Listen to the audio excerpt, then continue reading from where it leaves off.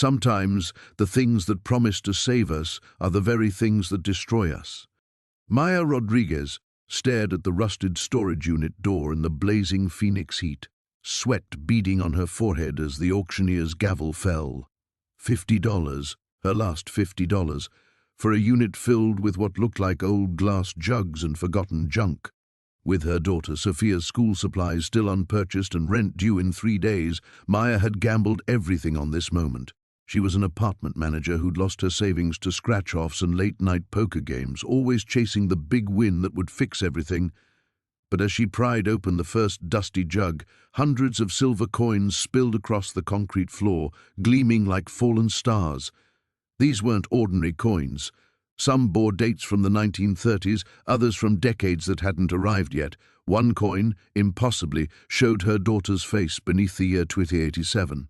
When Maya picked it up, the metal felt warm against her palm, pulsing like a heartbeat. The previous owner had left behind more than just a collection. They'd left behind a mystery that defied everything Maya thought she knew about time, fate, and the price of changing destiny. But who was the mysterious previous owner? And why did these coins seem to know things about Maya's future that she hadn't even dreamed yet? Before we jump back in, tell us where you're tuning in from, and if this story touches you, make sure you're subscribed, because tomorrow I've saved something extra special for you. Maya's hands trembled as she knelt on the scorching concrete, the coin with Sophia's face burning against her palm like a brand. Around her, the other auction winners were already hauling away their prizes. Furniture, boxes of old clothes, exercise equipment that screamed of abandoned New Year's resolutions. But Maya couldn't move. She was frozen in a pocket of impossibility while the phoenix sun beat down mercilessly on her shoulders. The storage facility hummed with the white noise of industrial air conditioning units fighting a losing battle against the desert heat. Somewhere in the distance, a truck engine rumbled to life. Normal sounds, normal day. Nothing about this moment should have felt supernatural, yet the weight of the coin in her hand seemed to anchor her to something far beyond the ordinary. She forced herself to look at the other jugs. 17 in total, she counted. Each one a different shape and size, some clear glass that revealed glinting treasures within, others dark amber that kept their secrets hidden. They were arranged in a perfect circle around what appeared to be an old wooden chest, as if someone had been conducting some kind of ritual. You planning to move that stuff, or just admire it? Maya startled, nearly dropping the impossible coin. The voice belonged to Chuck, the storage facility manager, a weathered man in his 60s whose perpetual 5 o'clock shadow and stained polo shirt made him look like he'd been part of the desert landscape for decades. Sorry, just trying to figure out how to transport everything. Maya's voice came out raspier than usual. She quickly pocketed the coin and stood, her knees protesting after kneeling on the unforgiving concrete. Chuck squinted at the collection, then at Maya. Weird stuff old Ezra had in there. Never saw him much, just paid his rent like clockwork for 15 years. Then one day, nothing. Certified letter came back undeliverable. No forwarding address, no next of kin. Like he just disappeared. Ezra. The name sent an odd chill through Maya, despite the oppressive heat. Ezra Blackwood, quiet type, always came by at night to check on his unit, real particular about it being climate-controlled. Chuck gestured at the glass jugs. Guess we know why now. You want my advice? Get this stuff out of here quick. There's something about that old man's collection that gives me the creeps. Maya nodded, though she barely heard him. Her mind was spinning, trying to process what she'd stumbled into. As Chuck walked away, she turned back to the jugs and selected another one at random, a tall, slender vessel that reminded her of old apothecary bottles. The cork came free with surprising ease, as if it had been waiting to be opened. More coins tumbled out, these ones copper and bronze, their surfaces tarnished but readable.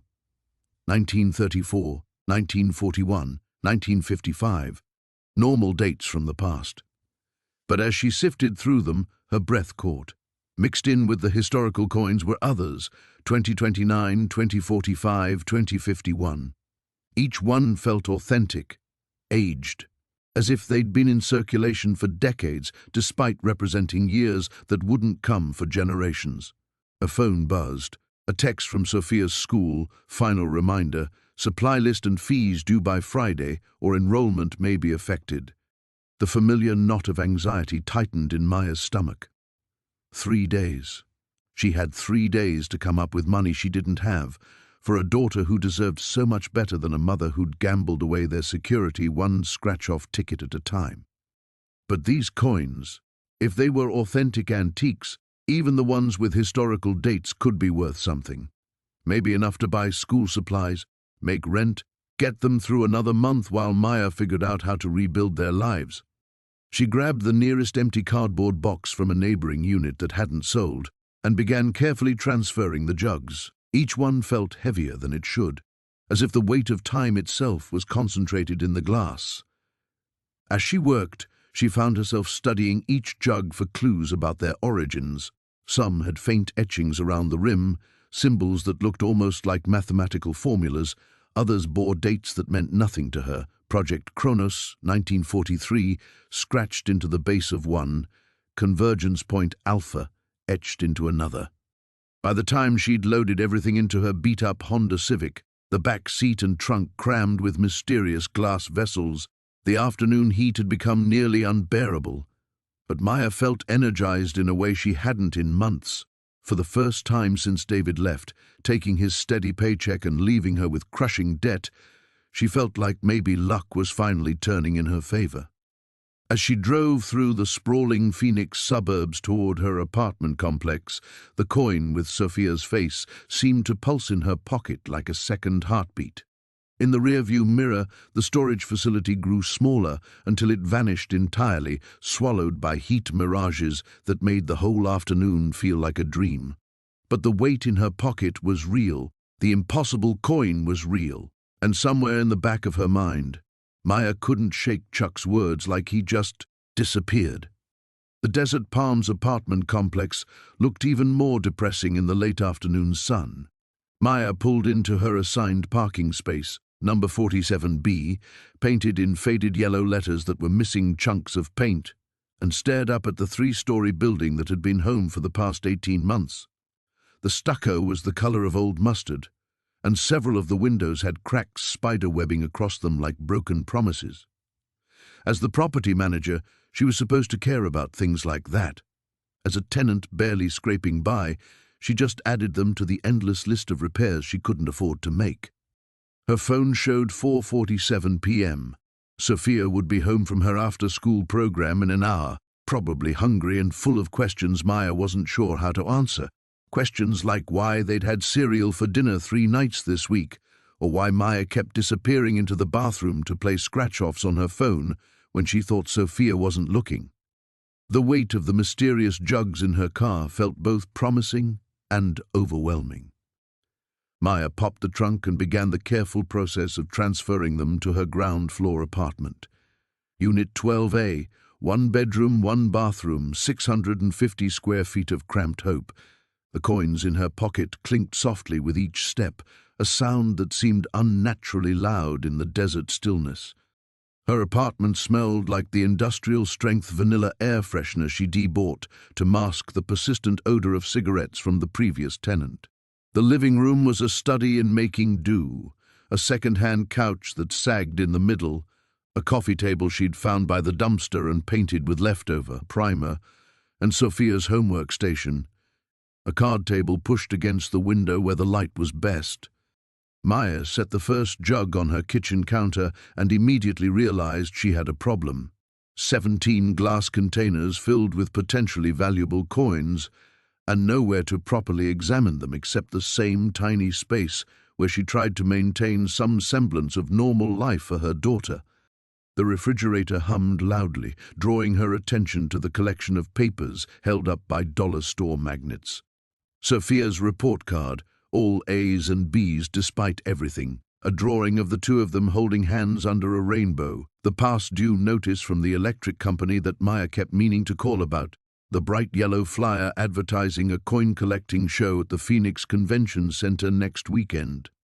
She'd grabbed that flyer 3 weeks ago from the community center, back when she'd been researching every possible way to make money that didn't involve scratching silver coating off cardboard dreams. Now, it felt like fate. The coin with Sophia's face seemed to burn in her pocket as she arranged the jugs along her kitchen counter. Each one contained what looked like hundreds of pieces, enough potentially to change everything.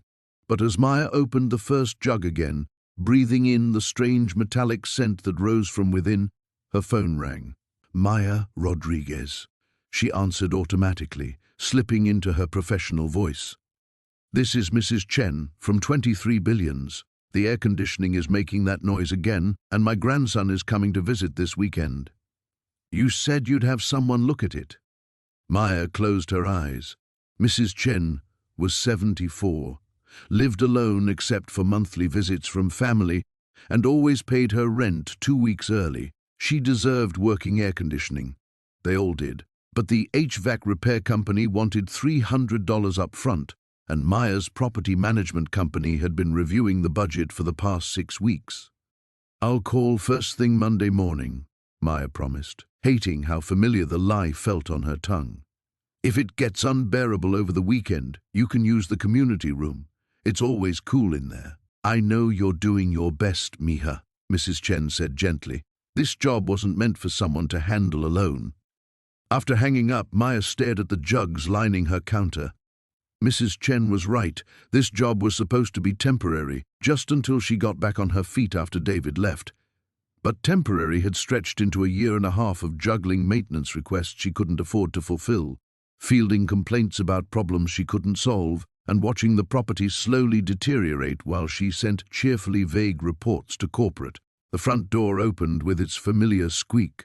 Mom, why is there a bunch of weird bottles on our counter? Sophia dropped her backpack by the door and approached the kitchen with the fearless curiosity of an 8-year-old. Her school uniform, khaki pants and a polo shirt that was already too small, was wrinkled from a full day of being a kid. Her dark hair had escaped its morning ponytail and hung in her face, hiding the expression that Maya knew was equal parts excitement and worry. I bought them today, Maya said carefully, at an auction. They might be worth some money. Sophia peered into the nearest jug. They look like pirate treasure. Maybe they are. Maya pulled the impossible coin from her pocket, studying Sophia's face on the metal, then her daughter's actual face as she examined the contents of the jugs. The resemblance was unmistakable, unsettling, and absolutely impossible to explain. Can I touch one? Sophia reached toward the nearest jug before Maya could stop her. Careful, Mija. Some of these might be very old. Maya watched as her daughter's small fingers closed around a silver coin, lifting it to catch the light streaming through their kitchen window. Sophia's eyes widened. Mom, this one has my name on it. Maya's blood turned to ice. What? Look. Sophia held up the coin, pointing to letters etched around the rim. S-O-F-I-A. That spells Sophia, right? Maya took the coin with trembling fingers. It wasn't the same one from her pocket. This one was smaller, darker silver, dated 2031.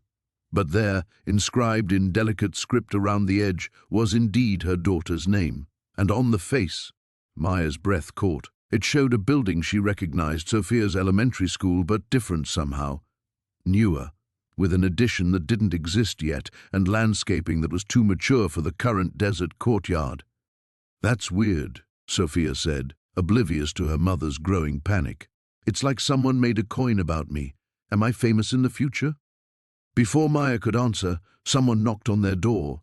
3 sharp raps that echoed through the small apartment like gunshots.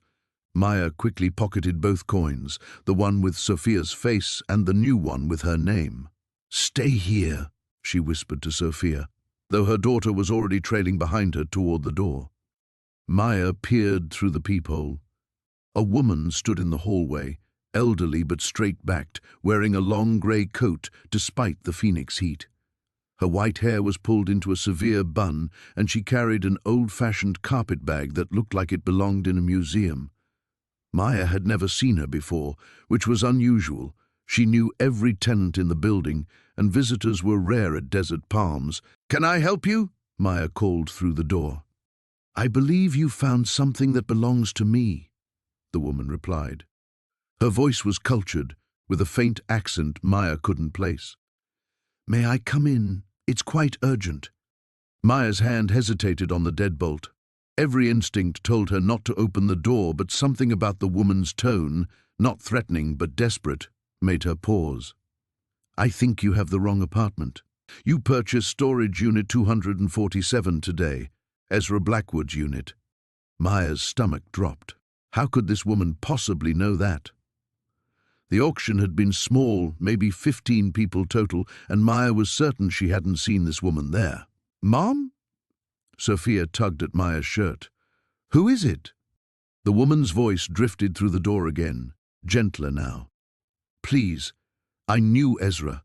What you've found, it's dangerous if you don't understand it. Every moment you wait, the risk grows." Maya looked down at Sophia, then at the jugs lining their counter, each one filled with impossible currency from decades that didn't exist yet. The coins in her pocket felt heavier, as if they were trying to pull her toward some inevitable choice. She unlocked the door but kept the chain engaged, opening it just enough to see the woman's face. Up close, the stranger's eyes were an unusual pale blue, almost silver, and they seemed to look right through Maya to the kitchen beyond. "My name is Eleanor Vasquez," the woman said. "Ezra was a colleague of mine. He's been missing for 3 months, and now I know why." Her gaze fixed on the glint of glass visible from the hallway. "You have them, all 17 vessels. I don't know what you're talking about." But Maya's voice betrayed her. The lie sat awkwardly in her throat. Eleanor's expression softened with something that might have been pity. "You've already looked inside, haven't you? Seen the dates that don't make sense? Found coins with your daughter's face on them?" Sophia gasped behind Maya. "How does she know about that?" Maya's hand moved instinctively to her pocket, feeling the outline of the impossible coins. This woman, Eleanor, knew too much. More than a stranger should know, more than anyone could know, unless you prove to me who you really are," Maya said, surprising herself with her firmness. "This conversation is over." Eleanor smiled, and suddenly she looked much younger than her apparent age. "Smart girl. Ezra said you would be." She reached into her carpet bag and pulled out a coin.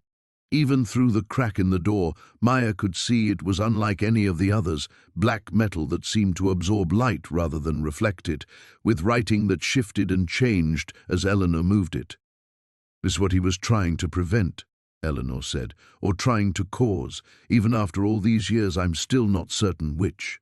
She looked directly at Sophia, who had pressed herself against Maya's side to peek through the door gap. "But I know that little girl is at the center of it.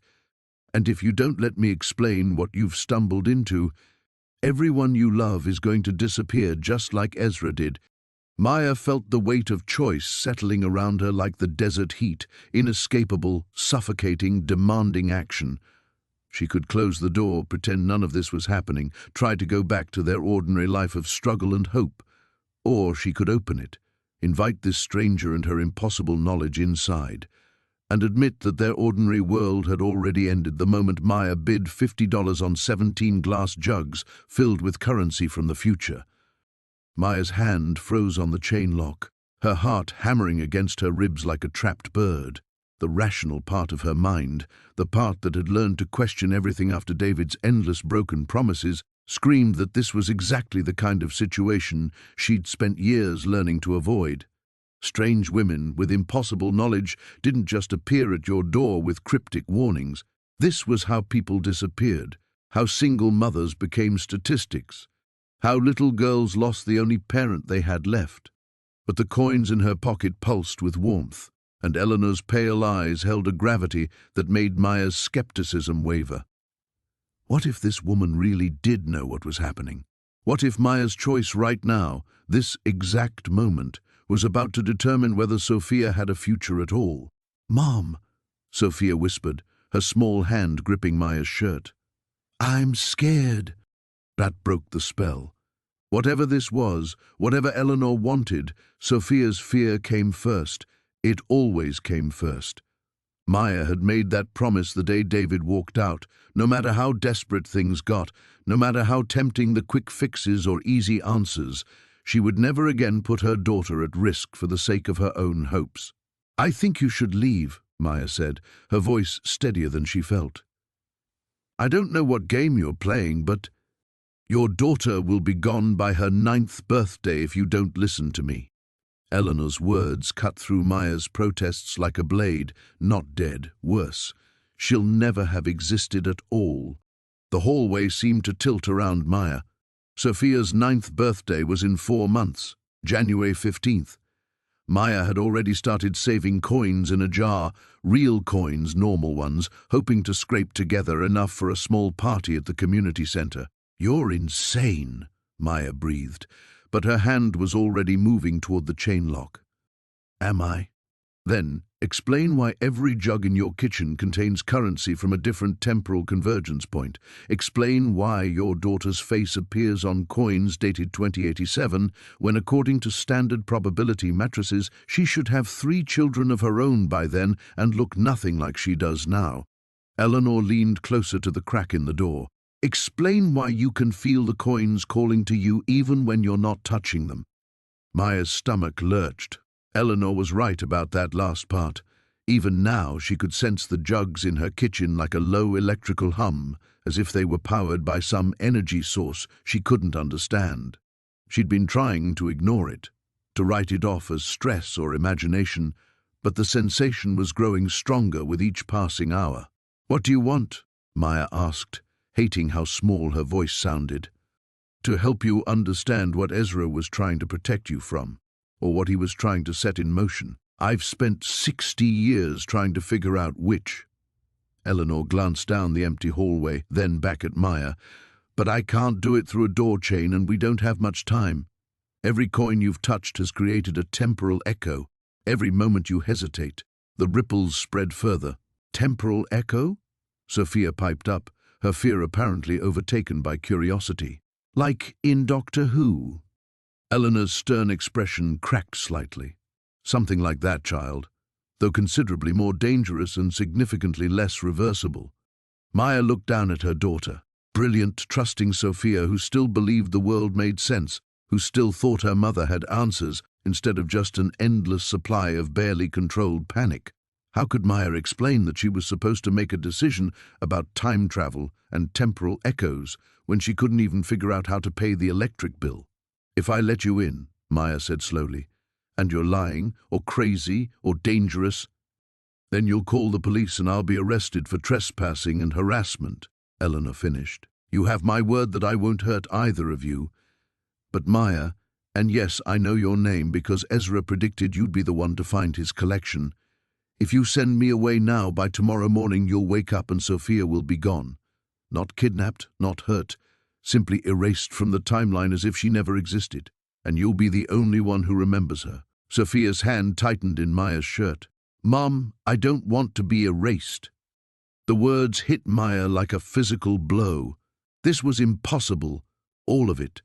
Time travel didn't exist. Coins couldn't show the future. Elderly women didn't appear with mystical knowledge about missing men named Ezra. But Maya's fingers found the warm metal in her pocket, traced the impossible outline of her daughter's face minted on currency that wouldn't be made for decades, and felt her certainty crumble. She thought about Mrs. Chen upstairs, waiting for an air conditioner repair that might never come, about the past due notices stacking up like accusations on her refrigerator, about all the small compromises and desperate choices that had led her to bid $50 on a stranger's abandoned dreams. Maybe she'd already lost her mind. Maybe this was what desperation looked like when it finally broke you completely. But Sophia was real. The fear in her daughter's voice was real, and if there was even a chance that Eleanor was telling the truth about the danger they were in, Maya's hand moved to the chain lock, hesitating one final moment at the precipice of a choice she couldn't unmake. The chain lock slid free with a soft metallic whisper that seemed to echo through the hallway like a door slamming shut on everything Maya had known about the world. Her hand trembled as she stepped back, pulling the door wide open, and suddenly Eleanor Vasquez was inside their small apartment, bringing with her the scent of old books and something else, something that reminded Maya of the air just before lightning struck. "Thank you," Eleanor said simply, but her pale eyes held a relief so profound it made Maya's chest tighten. "You've made the right choice." "I hope so," Maya whispered, though she wasn't sure she believed it. The apartment felt different now, charged with possibility and dread in equal measure.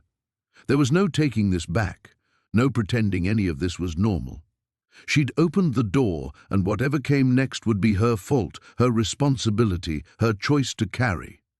Sophia stayed pressed against Maya's side as Eleanor moved toward the kitchen, her gaze sweeping over the 17 jugs with the practiced eye of someone who knew exactly what she was looking at.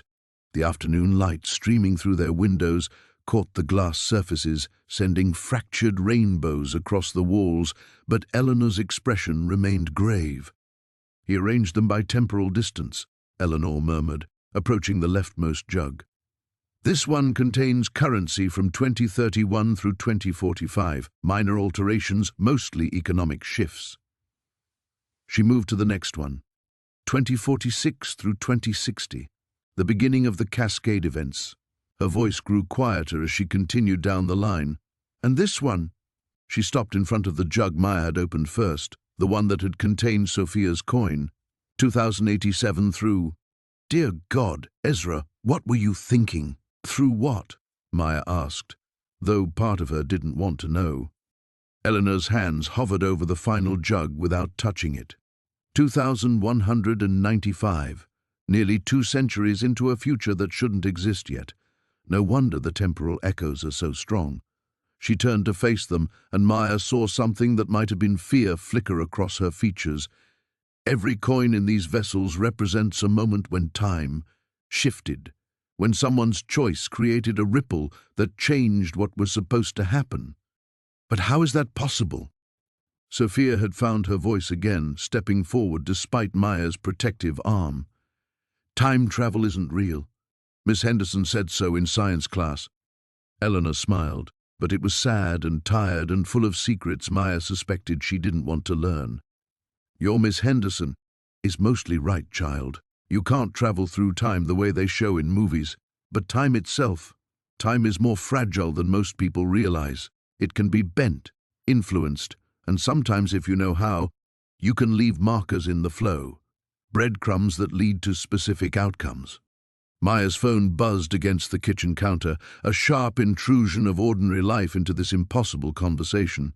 The display showed another number she didn't recognize, probably another debt collector or service company looking for payment she couldn't make. She declined the call, but the sound had broken something in the air, reminded her that the world outside was still turning, still demanding attention she couldn't give. "I need to understand what's happening," Maya said, surprised by the steadiness in her own voice. "All of it. What these coins really are, who Ezra was, why Sophia is in danger." She pulled the 2 coins from her pocket, the one with Sophia's face and the newer one with her name, and held them out to Eleanor, and why these exist when they shouldn't. Eleanor took the coins carefully, as if they might burn her fingers. Her expression shifted as she examined them, cycling through surprise, recognition, and something that looked uncomfortably like resignation. "He knew," she whispered. "Somehow he knew it would be you, knew what would be me." The choice point, the moment when everything either stabilizes or... Eleanor trailed off, shaking her head. "I need to show you something, both of you. But once I do, there won't be any going back to your old life. Even if we solve this, even if we keep Sophia safe, you'll always know that time is breakable, that the future is written in coins that shouldn't exist, that your choices matter in ways most people can't imagine." Maya looked around their tiny apartment, at the second-hand furniture and overdue notices, at Sophia's homework spread across the card table, at the 17 impossible jugs that had somehow become the center of their universe. This wasn't much of a life, but it was theirs. Safe, predictable, small enough to manage most of the time. But safety had always been an illusion, hadn't it?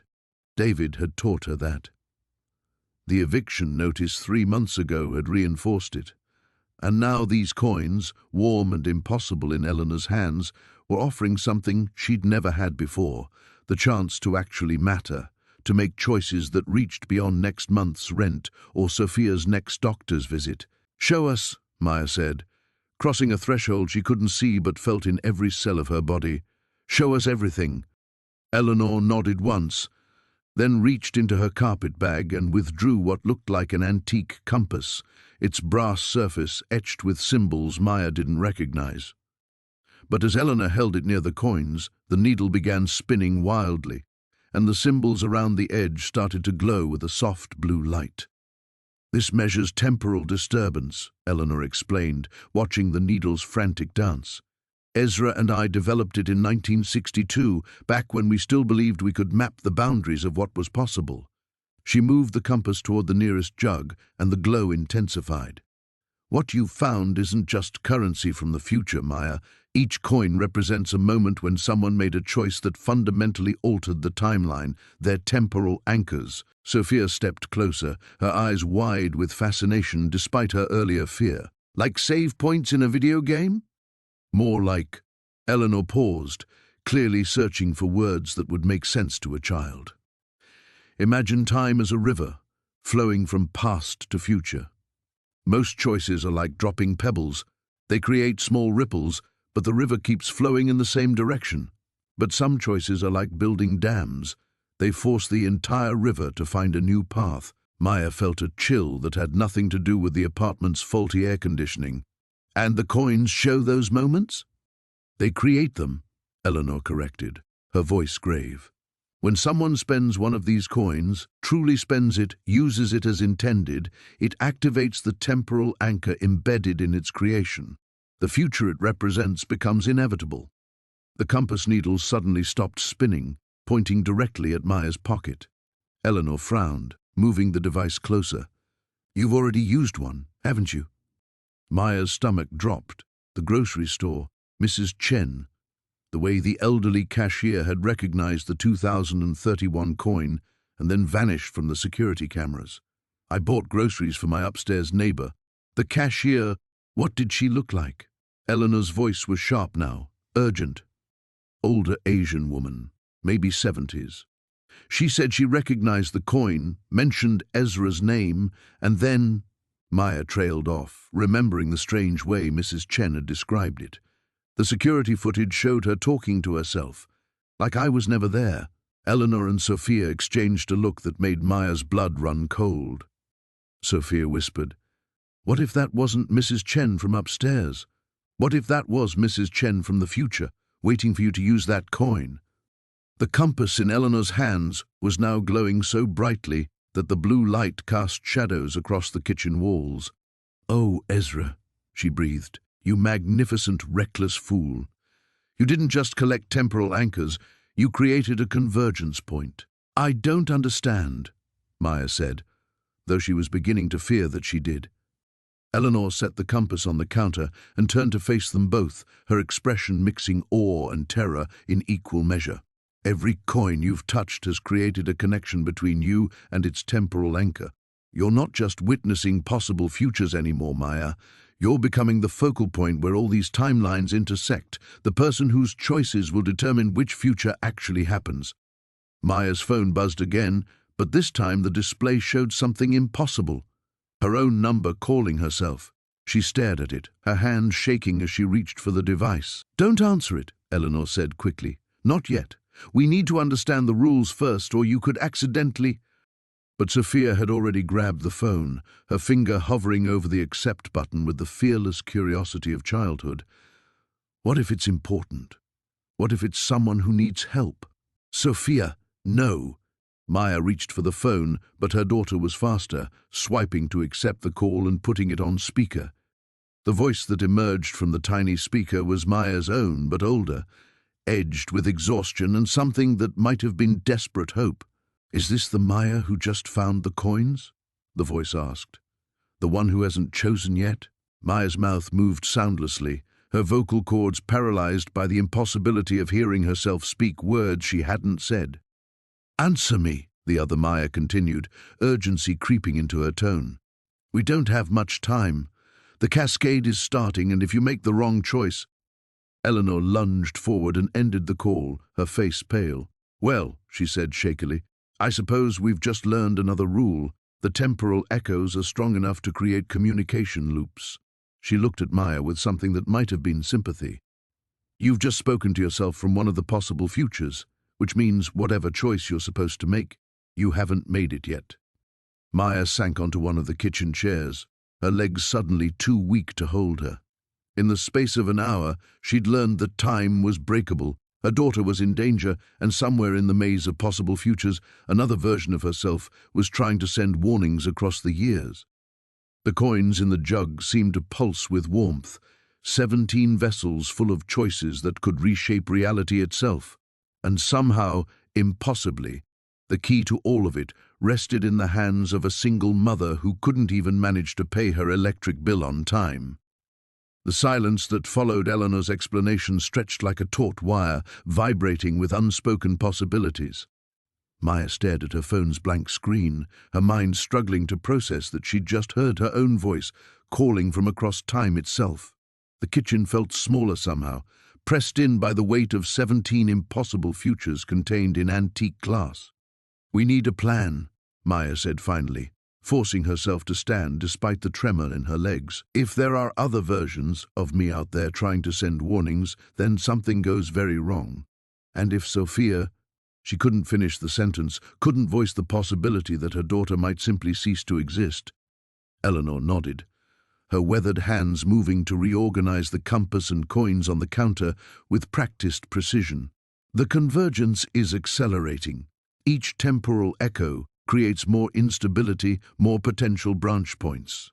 We're approaching what Ezra called the cascade threshold, the moment when all possible timelines collapse into the single reality that will actually occur." "How long do we have?" Sophia asked, her voice smaller now, the earlier excitement replaced by growing comprehension of their danger. "Hours, maybe less." Eleanor's honesty was brutal but necessary. "Your mother has already activated one anchor point by spending the 2031 coin. That started the countdown. Now, every choice she makes, every coin she touches, moves us closer to the final moment when everything locks into place." Maya felt the familiar weight of responsibility settling on her shoulders, but this time it wasn't just about making rent or keeping Sophia fed. This was about preserving her daughter's very existence. The magnitude of it should have paralyzed her, but instead she felt something she hadn't experienced in years, a strange, fierce clarity. "Tell me about Ezra," she said, moving to the sink and filling the coffee pot with steady hands. If they were going to plan for the impossible, she needed caffeine. Who was he? How did he get these coins? And why did he arrange for me to find them? Eleanor accepted the offered cup gratefully, wrapping her fingers around its warmth. Ezra Thorne was brilliant, obsessed, convinced that time wasn't linear the way everyone assumed. We met in graduate school, physics for him, archaeology for me. We both believed there were patterns in history, moments when everything hinged on single decisions. Sophia had claimed the remaining kitchen chair, her homework forgotten as she listened with the intensity she usually reserved for her favorite TV shows.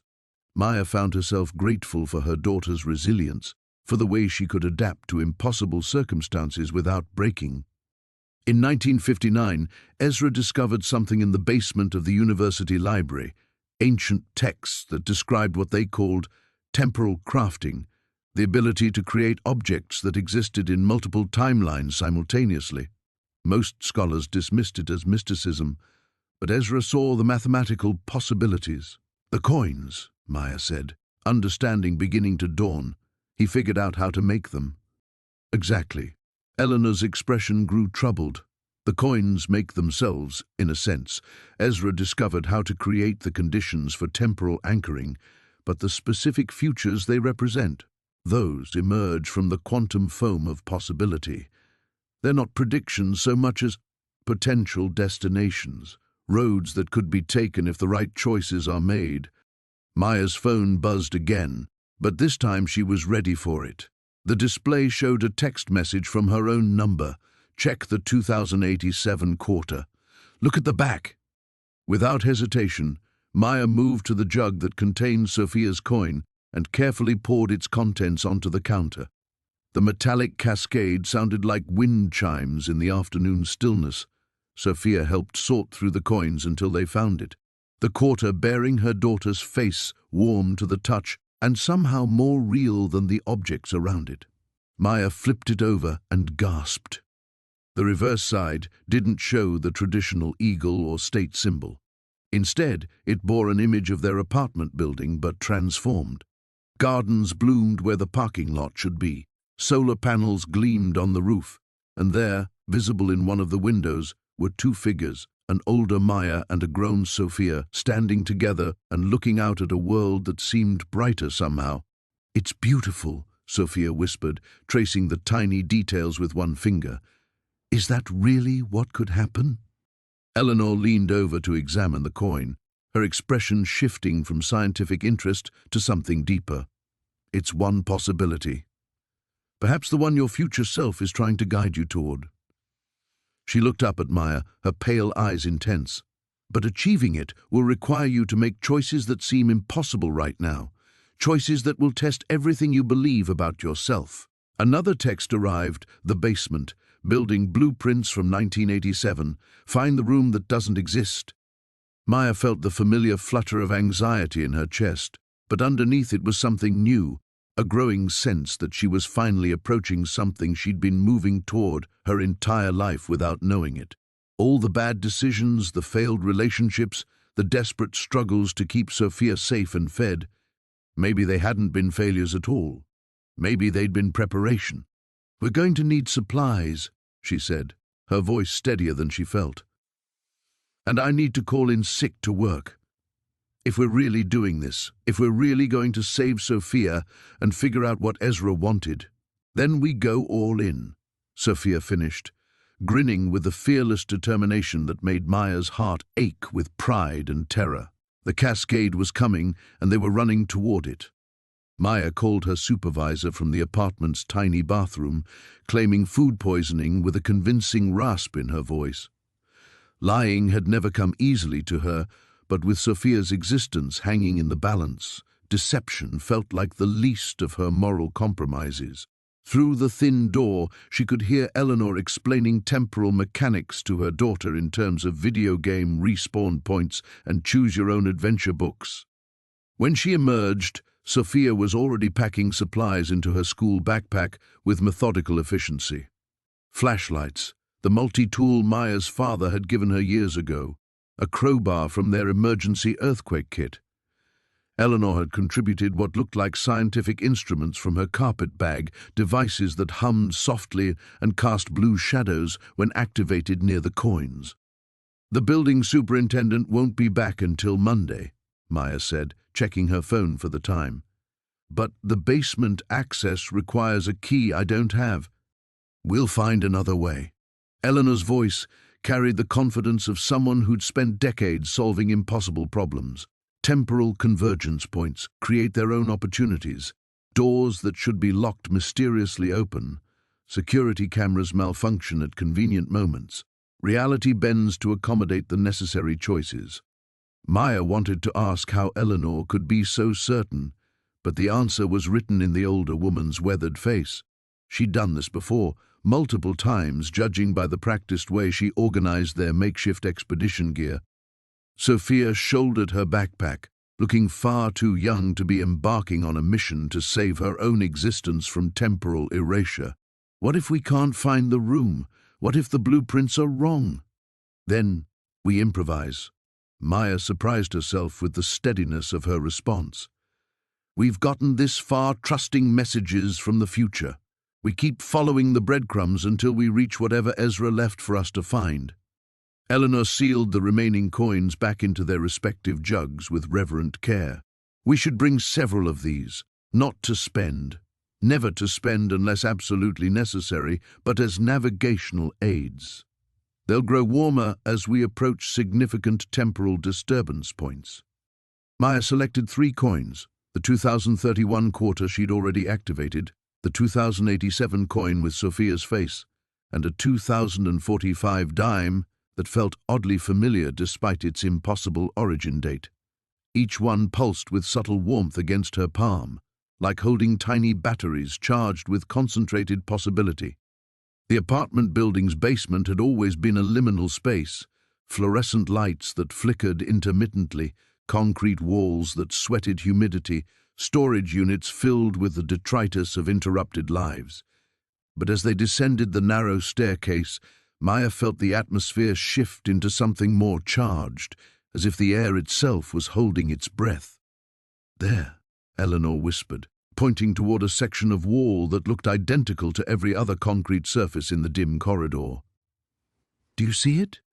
Maya squinted, seeing nothing unusual until Sophia tugged at her sleeve. "Mom, the shadows are wrong.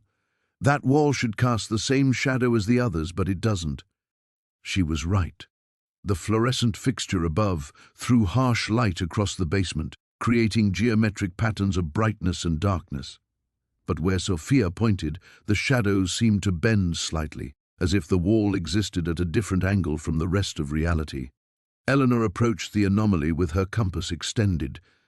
The device's blue glow intensified dramatically, its needle spinning in frantic circles. Definitely temporal disturbance, strong enough to create dimensional folding. She pressed her palm against the apparently solid concrete. "Ezra, you magnificent bastard! You didn't just hide a room, you tucked it between moments." Maya's pocket grew noticeably warmer as the coins responded to their proximity to whatever lay beyond the impossible wall. Her phone buzzed. "Press where the shadow breaks. Together." "All three of you." They positioned themselves according to the cryptic instruction, Maya's hand joining Eleanor's and Sophia's against the cool concrete. For a heartbeat, nothing happened. Then the wall began to dissolve beneath their fingers, not crumbling but simply ceasing to exist, like mist evaporating in reverse. Beyond lay a room that shouldn't have fit within the building's architecture. Too large, too tall, with walls lined with copper mesh and strange devices that hummed with barely contained energy. At the center stood a desk covered with notebooks, equations, and what appeared to be a primitive computer system decades ahead of anything that should have existed in 1987. But it was the far wall that made Maya's breath catch. Hundreds of coins were embedded in the copper mesh, each one glowing softly with its own internal light. They formed a pattern, a tree-like branching structure that mapped every possible timeline stemming from this moment. And there, at the very heart of the pattern, was an empty space shaped exactly like the three coins in Maya's pocket. "The choice point," Eleanor breathed. "This is where it all converges, where your decision determines which future becomes real." Sophia stepped forward, her young face illuminated by the impossible constellation of temporal anchors. "What happens if we choose wrong?" Maya looked at the empty spaces waiting for their coins, at the branching possibilities spreading across the wall like a metallic river delta. Everything in her life had led to this moment. Every mistake, every small victory, every desperate midnight hour, wondering if she was strong enough to protect her daughter. Now, she would finally find out. Maya stepped toward the glowing wall, the three coins burning like embers in her palm. But as her foot crossed the threshold of the copper-lined chamber, the devices around them erupted into chaos. Sparks flew from the archaic computer system, and the humming that had seemed almost peaceful moments before rose to a shrieking whine that made her teeth ache. "Something's wrong!" Eleanor shouted over the noise, her compass spinning so wildly the blue light became a solid disk. "The temporal field is destabilizing." Sophia grabbed Maya's arm, her eyes wide with fear as the coins embedded in the wall began to flicker like dying stars. Several of them popped free from the copper mesh entirely, clattering to the floor where they dissolved into wisps of metallic smoke. Each disappearance sent a shockwave through the room that Maya felt in her bones. "The cascade," Eleanor said, her voice barely audible over the electronic screaming. "It's happening too fast. We're not ready." Maya's phone buzzed frantically, message after message from her future self arriving in rapid succession. "Don't place the coins yet. The field isn't stable. You're too early. GET out, GET out, GET out. But even as Maya read the warnings, she realized they were trapped. The doorway they'd entered through was no longer there, just solid concrete wall, as if the passage had never existed. The room itself seemed to be shrinking, the walls pressing inward with each temporal shockwave. The equations, Eleanor gasped, lunging toward Ezra's desk. There must be a shutdown sequence. She never reached it. A massive surge of energy erupted from the wall of coins, sending her sprawling. Maya watched in horror as Eleanor's body hit the concrete floor with a sickening crack, her head striking at an angle that made Maya's stomach lurch. "Eleanor!" Sophia screamed, but the older woman didn't respond. Blood pooled beneath her silver hair, dark and spreading in the flickering light. Maya dropped to her knees beside Eleanor, pressing her fingers desperately to the woman's neck. There, a pulse, but weak and thready. Eleanor's eyes fluttered open, unfocused but alive. "The coins," Eleanor whispered, her voice barely a breath. "Have to separate them, creating resonance cascade." Maya looked at the 3 coins in her palm, understanding flooding through her with terrible clarity. She'd brought temporal anchors from different timelines into the convergence chamber simultaneously. They were interfering with each other, creating feedback loops that were tearing holes in reality itself. Another section of the embedded coin array failed catastrophically, taking a chunk of the copper wall with it. Through the gap, Maya glimpsed something that made her mind reel. Not the basement beyond, but what looked like the surface of an alien world under a dying red sun. "Mom!" Sophia's voice cut through her paralysis. "What do we do?" Maya forced herself to think through the growing panic. Eleanor was badly injured, possibly dying. They were trapped in a collapsing temporal anomaly with no clear way out. And the coins that were supposed to save Sophia's future were instead destroying it, unraveling the very foundations of causality. She looked at her daughter, her brilliant, brave daughter, who deserved so much more than this, and felt something break inside her chest. All her plans, all her desperate hopes for finally doing something right, were crumbling like everything else in her life. "I'm sorry, baby," she whispered, clutching Sophia close as another wave of temporal distortion swept through the room. "I'm so sorry. I thought I could fix everything, but I just made it worse."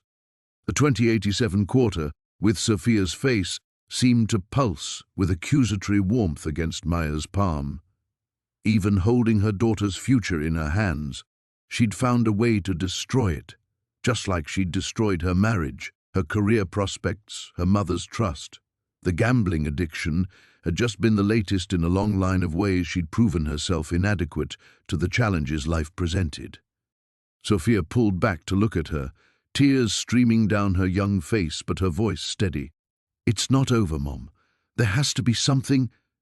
A new sound cut through the chaos, a low, rhythmic beeping from Ezra's primitive computer system. The screen, cracked but still functional, displayed a single line of text: "Emergency protocols activated. Temporal containment breach detected." Maya watched in growing despair as more of the timeline map disintegrated, each lost possibility taking them further from any future where Sophia might exist. The room continued to shrink, reality folding in on itself like a house of cards in a hurricane. Eleanor's breathing was growing more labored, her face pale beneath the blood. Maya held the 3 coins that had started this disaster, feeling their heat against her skin like a brand of failure. She'd gambled everything on impossible futures and lost again, just like always. Only this time, the stakes had been her daughter's existence. The computer's beeping grew more insistent, and suddenly Maya understood. The pattern wasn't random, it was Morse code. Her father had taught her the basics during one of his military nostalgia phases, back when she'd still believed he might stick around long enough to matter. ... reset. "Sophia," Maya said, her voice cutting through the chaos with newfound determination. "Can you read what's on that screen? The part below the warning?" Her daughter squinted through the flickering emergency lighting at Ezra's ancient monitor. "There's more text appearing. Chronological anchor points require sequential activation. Mom, it's like instructions. Maya felt something click into place. Not hope exactly, but understanding. She'd been thinking like a gambler, trying to play all her cards at once instead of recognizing the careful strategy Ezra had embedded in the system. The coins weren't meant to be used simultaneously. They were steps in a sequence, each one preparing the temporal field for the next. "Eleanor," she whispered, gently shaking the injured woman's shoulder, "how do I separate the resonance? Which coin goes first?" Eleanor's eyes struggled to focus, her voice barely audible over the shrieking machinery. "Earliest, date first, build the timeline forward, not backward." Maya looked at the three coins, the 2031 quarter she'd already spent, the 2045 dime, and Sophia's 2087 quarter. But Eleanor was right. She needed to think in terms of temporal sequence, not the order she'd acquired them. "The 2031 coin," she realized aloud. "I already activated it when I spent it at the grocery store. That's why we could find this room at all. It anchored the beginning of the sequence." Sophia's face lit up with understanding despite their desperate circumstances. "So the field is already partially stable. We just need to complete the pattern." Another section of the coin wall imploded, revealing a glimpse of what looked like their apartment building, but twisted and wrong. Windows in impossible places, stairs leading to blank walls. Maya realized she was seeing other timelines, other possibilities bleeding through as reality tore itself apart. The 2045 dime felt almost molten against her palm as she approached what remained of the wall array.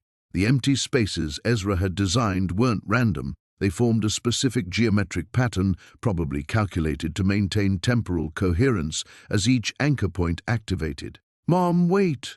Sophia grabbed her arm. "Look at Eleanor's compass." The device was no longer spinning wildly. Instead, its blue glow had steadied into a rhythmic pulse that matched the computer's beeping.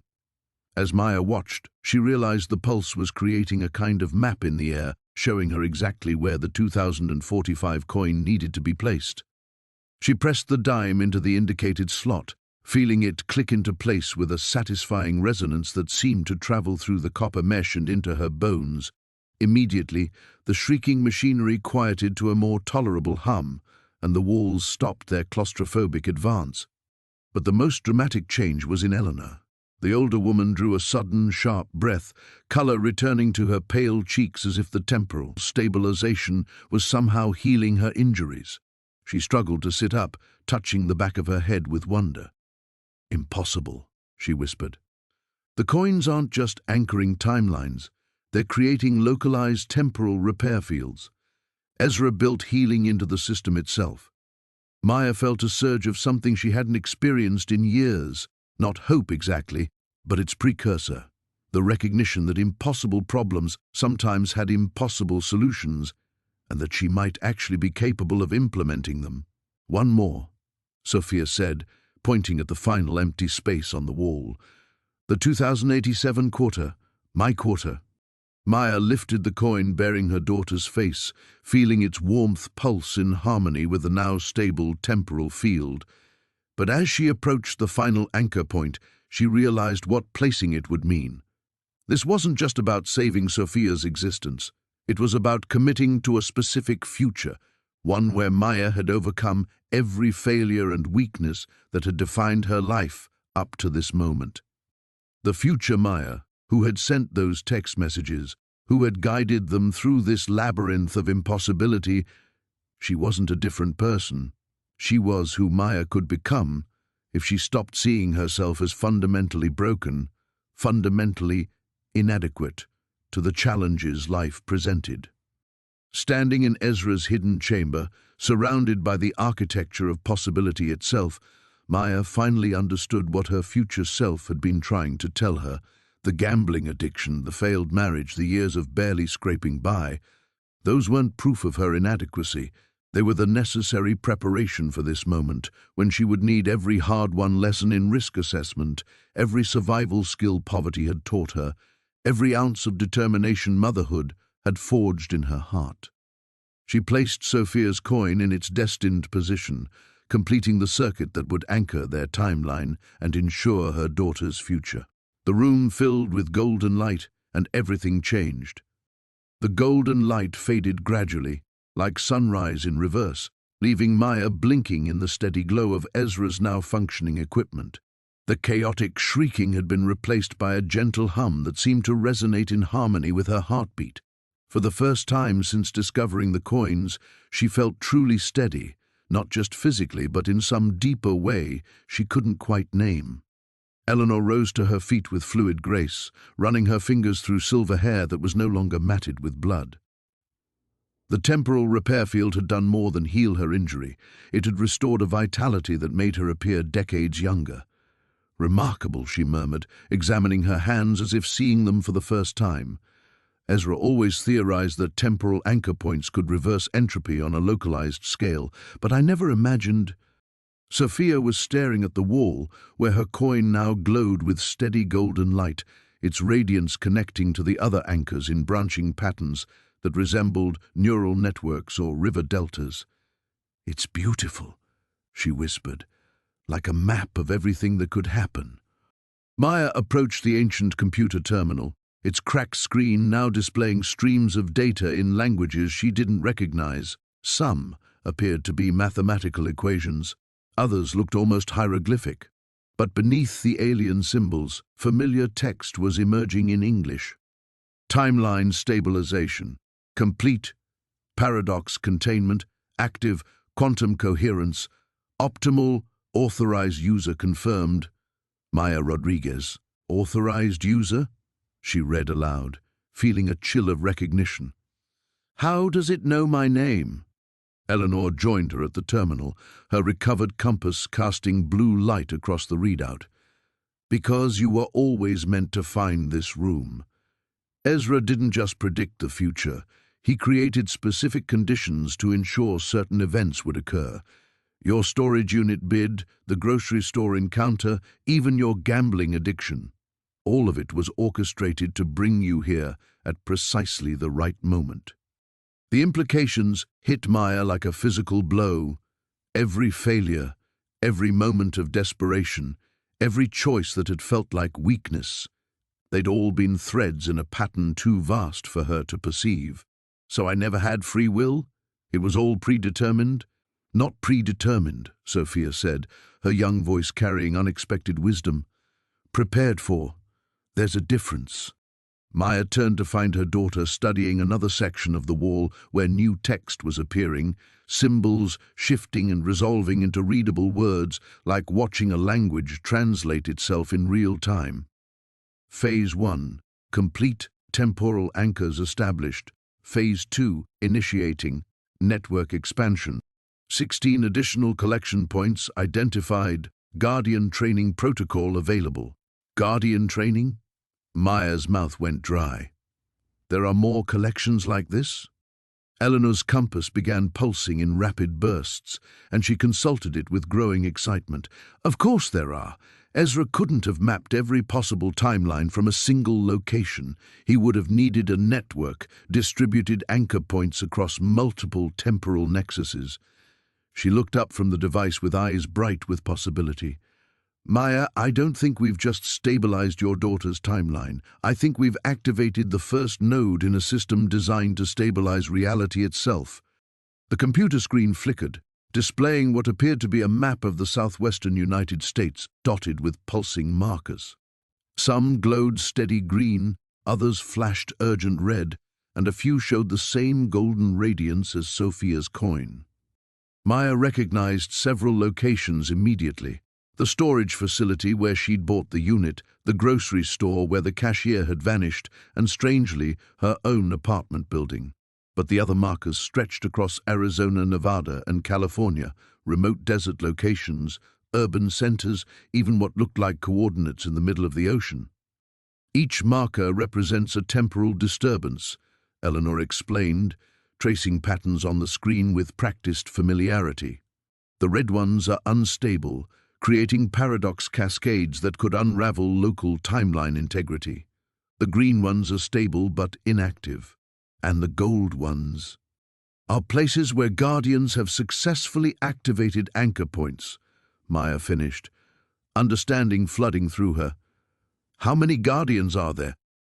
Active Guardians, 3, Maya Rodriguez, Phoenix AZ, status operational, David Chen, Los Angeles CA, status operational, Sarah Winters, Las Vegas NV, status compromised. Sophia pointed at the last entry. Compromised? What does that mean? The screen updated immediately as if responding to her question. Guardian Winter's last contact, 72 hours ago, timeline integrity in Sector 7 degrading, immediate intervention required. Maya felt the familiar weight of responsibility settling on her shoulders, but this time it didn't feel crushing. The coins remaining in Ezra's collection pulsed with warm invitation, and she understood that her choice in this room had been only the beginning. She'd proven herself capable of navigating impossible circumstances, of making decisions that saved rather than destroyed. Now she had allies, resources, and a purpose that extended far beyond her own survival. "We need to help her," Maya said, surprising herself with the certainty in her voice. "Sarah Winters. If she's trying to do what we just did, and it's going wrong—" Eleanor smiled, the expression transforming her weathered features. "Then we'd better start learning how to be proper guardians. The real work is just beginning." Maya stared at the pulsing red marker of Las Vegas, feeling the weight of what Eleanor had just said settle over her like a familiar coat. The real work.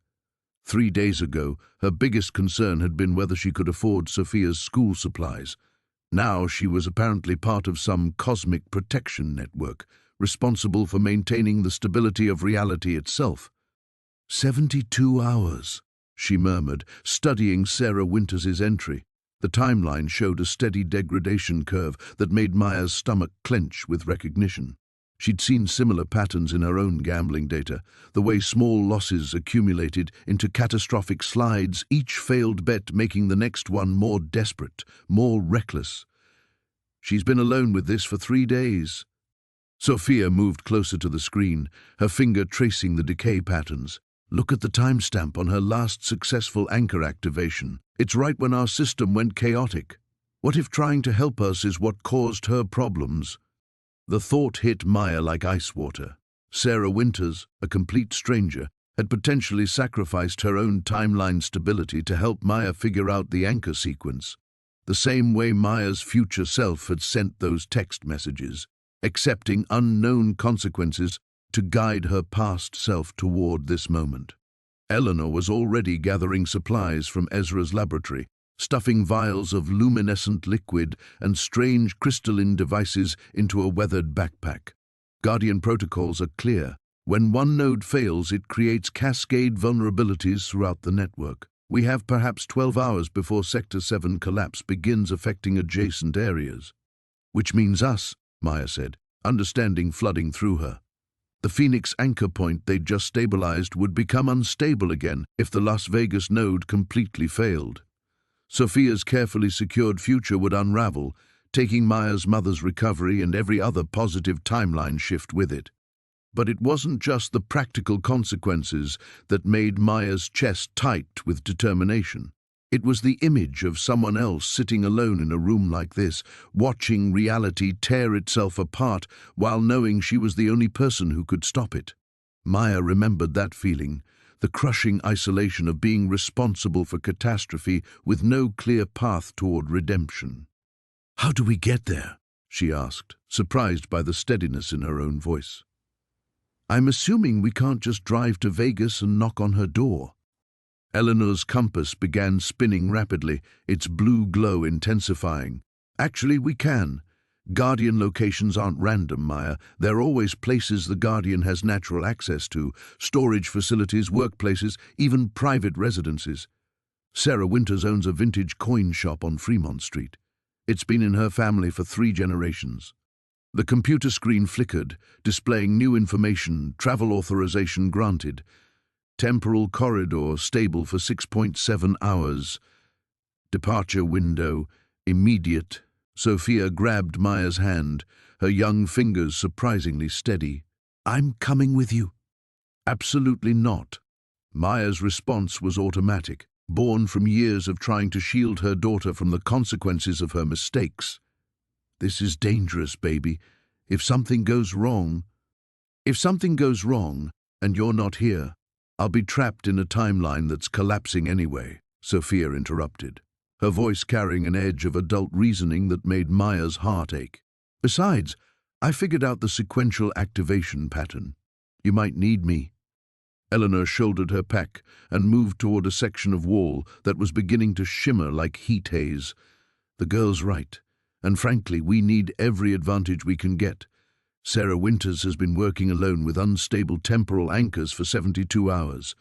There's no telling what condition we'll find her in or what condition her anchor room is in. Maya looked at her daughter, really looked at her. Sophia's face bore traces of the woman she would become, the one whose image was minted on the 2087 quarter. Brilliant, determined, unafraid of impossible challenges. Trying to protect her by leaving her behind wasn't just impractical, it was insulting to the strength Sophia had already demonstrated. Okay, Maya said, feeling something fundamental shift inside her chest. Not just acceptance of this specific mission, but acceptance of what she had become. Not the screw-up apartment manager who couldn't keep her life together, but someone trusted with guardian responsibilities. Someone whose daughter looked at her with pride instead of worried caution. She gathered the remaining coins from Ezra's collection, their combined warmth pulsing against her palm like a heartbeat. Each one represented not just temporal anchor points, but choices, moments where someone had decided to act instead of accepting inevitable disaster. The shimmering wall section had resolved into what appeared to be a doorway filled with swirling silver mist. Through it, Maya could hear the distant sound of slot machines and traffic, the ambient noise of Las Vegas filtering through dimensional space. Ready? Eleanor asked, one foot already stepping toward the portal. Maya squeezed Sophia's hand and walked forward into the unknown, carrying the future in her pocket and finally understanding that some gambles were worth everything. The transition through the temporal corridor felt like stepping through liquid silver, a sensation that started as coolness against Maya's skin and gradually intensified into something resembling an electric current running along her nerves. The sounds of Phoenix faded behind them, the distant hum of air conditioners fighting the desert heat, the sporadic traffic on Central Avenue, replaced by the distinctly different urban symphony of Las Vegas. Slot machines chiming in endless electronic cascades, the rumble of tourist buses, and underneath it all, a low vibration that seemed to pulse from the earth itself. Maya emerged onto cracked linoleum in what was clearly the back room of an old shop. The air smelled of tarnished metal and something else, ozone, sharp and acrid, like the aftermath of lightning strikes. Shelves lined the walls, filled with coin albums and magnifying equipment, but everything was covered in a thin layer of what looked like metallic dust that sparkled with its own faint luminescence. "Sarah?" Eleanor called out, her voice echoing strangely in the confined space. "Sarah Winters?" A crash from the front of the shop made them all freeze, not the sound of something falling accidentally, but the deliberate violence of someone throwing objects against a wall. Maya heard a voice, raw and desperate. "No, no, no." The sequence was right, the pattern was perfect. Sophia pointed toward a narrow doorway that led to the shop's main floor. Through it, Maya could see display cases knocked over, coins scattered across the floor like metallic confetti, and standing in the center of it all, a woman in her 50s frantically arranging and rearranging a collection of coins on a felt-covered table. Sarah Winters looked like she hadn't slept in days. Her graying hair hung in unwashed tangles, and her hands shook as she moved coins from one position to another, muttering calculations under her breath. But it was her eyes that made Maya's heart clench with recognition, the same desperate, haunted look Maya had seen in her own reflection during the worst gambling binges, when she'd been convinced that the next bet would fix everything. "She's stuck in a loop," Eleanor whispered, consulting her compass. The device was spinning wildly, its blue glow flickering between different intensities. trying the same sequence over and over, hoping for different results. Maya understood immediately. Sarah had activated some of her anchor points successfully, but somewhere in the sequence she'd made an error that created a feedback loop. Each attempt to correct it was actually reinforcing the mistake, creating deeper instability. It was the temporal equivalent of chasing losses at a blackjack table, doubling down again and again until the debt became insurmountable. "Sarah," Maya said, stepping carefully into the shop. Glass crunched under her feet from broken display cases, and she could see that some of the scattered coins were glowing with the same unstable light she'd seen in Ezra's collection during the chaotic moments. "My name is Maya Rodriguez. I'm a guardian too." Sarah looked up, her eyes taking a moment to focus. When they did, Maya saw a flicker of hope that was almost painful to witness. "You found the anchor room? You stabilized the sequence?" Her voice was hoarse, desperate. "I've been trying for 3 days. Every time I think I have it right, the temporal field inverts and I have to start over." Sophia moved to one of the overturned displays, kneeling to examine the coins scattered there. "Mom, look at this. Some of these are from the same years as our collection, but they're different denominations, and they're all warm." Maya followed her daughter's gaze and felt her breath catch. Sarah had at least 30 coins that showed signs of temporal activation, maybe more. Far too many to be attempting to place simultaneously. No wonder she was caught in a feedback loop.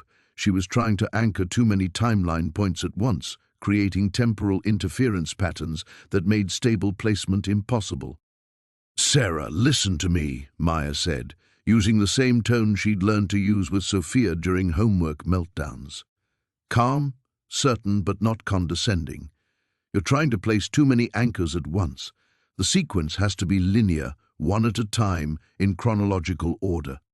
"I know that," Sarah snapped, then immediately looked ashamed of her outburst. "I'm sorry. I know the protocols, but when I tried to help your node stabilize, it created resonance cascades in my collection. Half of these activated simultaneously. I've been trying to get them back into proper sequence, but every attempt just makes it worse." Eleanor moved to what appeared to be a hidden panel behind the shop's main counter, her fingers tracing symbols that Maya recognized as similar to the ones in Ezra's laboratory. "Where's your anchor room, Sarah? We need to see the primary stabilization chamber." Sarah laughed, a sound devoid of humor. "That's the problem. The feedback loop shattered my anchor room's dimensional integrity. The entrance disappeared 6 hours ago. Everything I need to fix this is trapped on the other side of a temporal barrier I can't breach."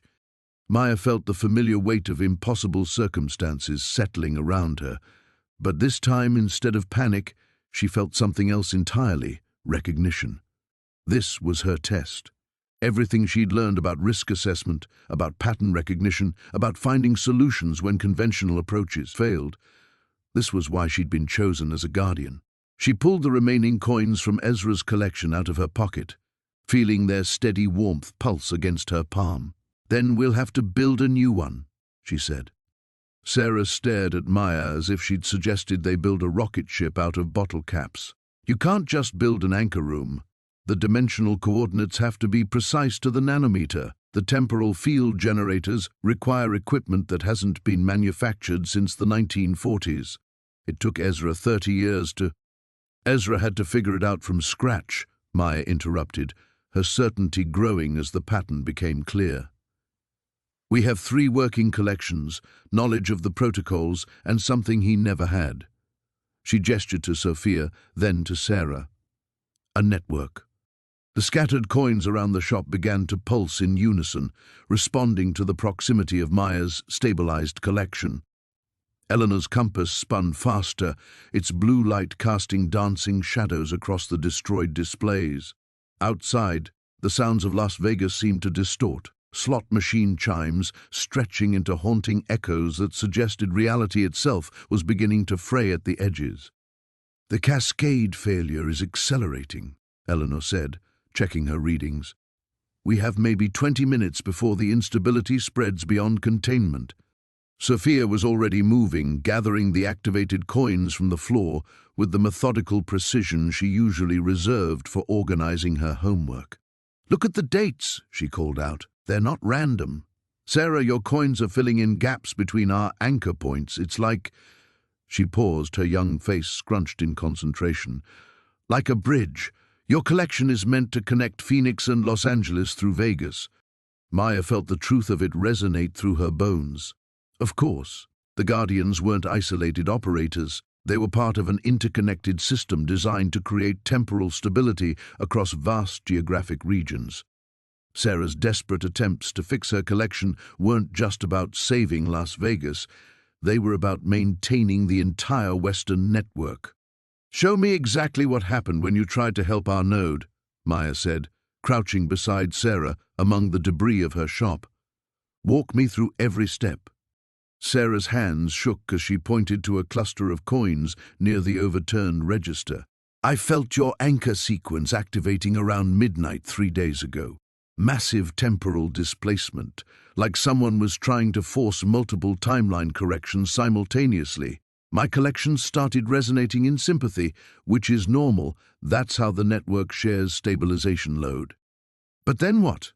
Sophia prompted, sitting cross-legged amid the scattered coins with the fearless curiosity that made Maya's heart race with equal parts pride and terror. "The resonance spiked beyond anything I'd seen before," Sarah continued, her voice gaining strength as she focused on the technical details rather than her exhaustion. 17 coins activated at once. I tried to establish sequence control, but the feedback loop was already forming. Every attempt to place one coin destabilized the others. Maya closed her eyes, visualizing the temporal mechanics as Sarah described them. It was like trying to balance 17 spinning plates while standing on an earthquake-disrupted foundation. Each plate affected the others, and Sarah had been attempting to control them all from a single point of stability that wasn't strong enough to bear the load. But 3 Guardian collections, working in coordinated sequence. "We don't build a new anchor room," Maya said, understanding flooding through her. "We become one, a mobile anchor point using all 3 collections in synchronized placement." Eleanor looked up from her compass, eyebrows raised. "That's never been tested. The risk of cascade failure across all 3 networks is less than the certainty of cascade failure if we do nothing," Maya finished. She pulled out her phone, checking the time. Sophia's carefully negotiated timeline showed her grandmother's surgery beginning in 4 hours. If the Western temporal network collapsed, those medical advances Sophia had secured would unravel along with everything else. The decision crystallized with the same sharp clarity Maya had felt in Ezra's laboratory. Not the desperate gamble of someone with nothing left to lose, but the calculated risk of someone who understood the stakes and chose action over paralysis. "Sarah, I need you to select 7 coins, the ones with the strongest temporal signatures. Sophia, organize them chronologically. Eleanor, we need to establish a triangular formation with maximum spacing for field stability." "Maya," Sarah said quietly, "if this doesn't work, we could destabilize all 3 collections simultaneously. We'd lose Phoenix, Vegas, and Los Angeles in a single cascade failure." Maya met her eyes steadily, seeing in them the same exhausted determination she'd carried for 3 days. The weight of impossible responsibility, the crushing isolation of being the only person who could act. But Sarah wasn't alone anymore. "If this doesn't work, we lose them anyway," Maya said. "The only difference is whether we go down fighting or give up." Sarah's laugh was raw but genuine. "Okay then, let's save the world." The coins in Maya's palm pulsed with warmth as she positioned herself at one corner of Eleanor's triangular formation. Feeling the weight of the future, Sophia's face on the 2087 quarter, her mother's second chance, the vast network of guardians yet to be awakened, settling into her bones like certainty. The triangular formation felt like standing at the center of a storm that hadn't quite decided whether to destroy everything in its path or simply hold the world in perfect, terrible suspension. Maya gripped the 7 coins Sarah had selected. their surfaces burning hot against her palm now, pulsing with synchronized energy that made her teeth ache and her vision blur at the edges. "Initiate on my mark," Eleanor called from her position across the destroyed shop, her voice barely audible over the growing hum of temporal displacement. The air itself seemed to thicken, taking on the consistency of honey mixed with electricity. Sophia stood at the third point of their triangle, her young hand steady as she held her own selection of coins in chronological order. The sight of her daughter participating in something this dangerous should have terrified Maya, but instead she felt a strange peace settling over her. This was Sophia's future they were fighting for, not just the timeline where her face appeared on the 2087 quarter, but the fundamental right to exist in a reality that didn't tear itself apart at the seams. "Mark," Eleanor said. Maya placed the first coin, a 2031 nickel that had started this entire impossible journey in a grocery store 3 days ago. The moment it touched the floor, the shop around them seemed to shift, walls becoming translucent, revealing the layers of time and possibility that existed in the same physical space. She could see Sarah's shop as it had been yesterday, clean and organized, overlaid with ghostly images of what it might become tomorrow if they succeeded. The second coin, a 2045 dime, created a bridge between timelines that made Maya's stomach lurch. For a moment she saw herself at 55, grey-haired and confident, standing in what appeared to be a vast underground facility filled with Guardian equipment. But the vision flickered and died as Sarah placed her own coin, the temporal fields interfering with each other in ways that created cascading waves of possibility. "Too much variance," Sarah gasped, her face pale with effort. "The fields are fighting each other." Maya understood with the clarity of someone who had spent years learning to read the subtle patterns of chance and probability. They weren't just anchoring timeline points. They were anchoring contradictory timeline points. Each Guardian's collection had been shaped by their own choices and circumstances, creating temporal signatures that were fundamentally incompatible. But incompatible didn't mean impossible. "Sophia," Maya called, raising her voice over the increasing temporal distortion. "What happens when you mix all the primary colors?" Her daughter's face lit with understanding, even as she struggled to maintain her position in the energy maelstrom swirling around them. "You get white light, pure spectrum." "Exactly. Sarah, we're not trying to maintain separate timelines. We're trying to create a new one that incorporates elements from all of them." The realization hit Maya with physical force. The sacrifice this victory required wasn't just the obvious risks, the possibility of temporal displacement, of erasing themselves from existence, of watching reality collapse in real time. The real sacrifice was letting go of the specific futures each of them had been fighting to preserve. Maya's future, where she redeemed herself through careful, solitary mastery of her guardian duties. Sarah's future, where she maintained her family's legacy through 3 generations of coin-collecting expertise.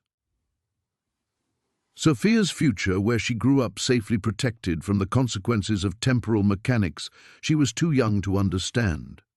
All of those carefully planned outcomes had to be released, dissolved into something larger and more complex than any of them could control. Maya pulled all 7 remaining coins from her pocket at once. "Maya, no!" Eleanor shouted. But Maya was already moving, placing them in rapid sequence around the triangle's perimeter. Not the careful, controlled placement they'd planned, but something closer to the desperate intuition that had carried her through a lifetime of impossible gambles. The temporal explosion that followed wasn't violent so much as absolute. Maya felt herself expanding, her consciousness suddenly encompassing not just her own timeline, but fragments of hundreds of others. She was simultaneously the struggling apartment manager, the confident future guardian, the loving daughter watching her mother recover, and the scared girl who had started gambling to feel like she had some control over an unpredictable universe. But in the center of that chaos, she felt Sophia's hand in hers, not just her daughter as she was now, but as she would become. Brilliant, determined, unafraid of impossible challenges, the woman whose face would be minted on currency in a timeline that now had the chance to exist. And Maya understood, with perfect clarity, that some victories could only be achieved by people willing to sacrifice their need to control the outcome. The shop around them stabilized, walls becoming solid again, but everything had changed. The scattered coins lay quiet and cool against the floor, their temporal energy discharged into the broader network. Sarah stood breathing heavily but smiling, her eyes clear for the first time in days. Outside, Las Vegas hummed with the sound of a city that had just been saved from erasing itself from history.